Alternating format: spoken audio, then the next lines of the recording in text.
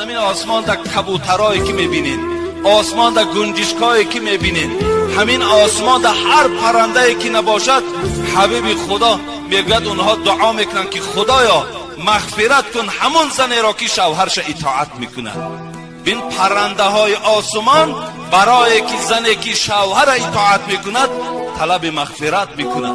باز که والحیتان فی الماء، برادرای عزیز، این هزل نیست، این افسانه نیست.